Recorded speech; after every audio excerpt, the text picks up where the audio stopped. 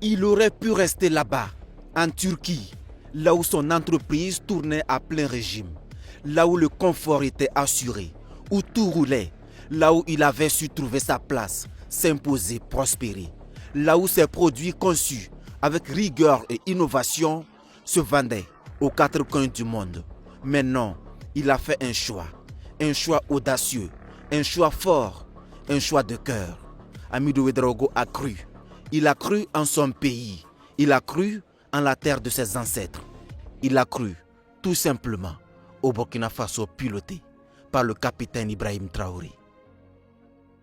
C'est avec l'appel du chef de l'État, ça nous a motivés tous à l'extérieur de rentrer et commencer à faire l'industrialisation.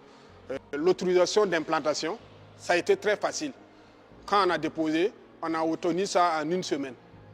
Donc avant, tu pouvais faire 2, 3, 4 ans sans ne pas avoir. Mais actuellement, en une semaine, tout au plus 10 jours, tu as l'autorisation. Et si tu déposes pour l'agrément, tu as tout au plus 5 jours pour obtenir. Le ministre signe. Hamidou Ouédraogo n'a pas seulement entendu l'appel du président du Faso. Il l'a écouté, il l'a compris et surtout, il y a répondu. Pas avec des promesses, pas avec des discours, mais avec des actes, du concret, du palpable. C'est ici, à Komsilga dans le village de Talfomenga, qu'il a posé ses valises. Et sur ces hectares, son rêve a pris racine. En quelques mois à peine, un projet ambitieux a émergé de la terre rouge du Kadiogo. Aujourd'hui à Talfomenga, une unité industrielle tourne à plein régime. Ici, on fabrique des bétonnières, des concasseurs et bientôt une centrale à béton. Des outils essentiels pour bâtir les infrastructures dans le domaine des BTP et autres. En un service, nous fabriquons les bétonnières que vous voyez et nous fabriquons les centrales à béton que vous avez visitées et les concasseurs entièrement fabriqués au Burkina Faso ici. Si vous voyez, il n'y a pas de stock. Il n'y a pas de stock actuellement parce qu'avant, tout le monde importait ça de Liban. Mais maintenant, c'est ici, les gens payent. Donc on n'importe plus.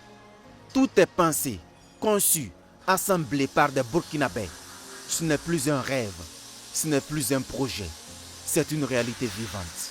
Et tout fonctionne. Depuis moins de 2 ans, ce sont près d'une centaine de bétonnières qui sortent chaque mois de ces ateliers. Et derrière chaque machine, il y a des jeunes du village, formés, engagés, passionnés. Aujourd'hui, une cinquantaine de jeunes ont trouvé un emploi, une dignité, un avenir. Et la fierté ne s'arrête pas là. Cette production locale dépasse désormais les frontières. L'Afrique entière commence à en bénéficier. C'est ici, les gens payent. Donc on n'importe plus. Donc ça même, c'est déjà même un pas. Donc ça veut dire que les gens ne s'intéressent plus, les produits même venant d'ailleurs, mais ils s'intéressent pour les produits locaux. Donc si on regarde, même en Afrique ici, les gens nous commandent.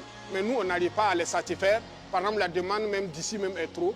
N'en parlons pas à l'extérieur parce que les Africains commencent à s'intéresser beaucoup aux produits du Burkina. Les populations locales n'ont pas été oubliées. Talfomenga a eu droit à quelques investissements. Un service, c'est toute une entreprise. Si une entreprise vient de s'installer dans une village, lui aussi il peut faire un maximum de choses. Donc il a contribué à l'électrification du village. Plus il a fait une fourrage pour le village aussi. Et essayer de vouloir faire beaucoup de choses dans l'avenir. Pour cet entrepreneur formé à la dure école de la diaspora, le message est clair. Un message adressé à tous ceux qui doutent, à ceux qui hésitent, à ceux qui regardent de loin. Le train du changement est en marche. Il ne vous attendra pas, mais vous pouvez encore le prendre ici et maintenant.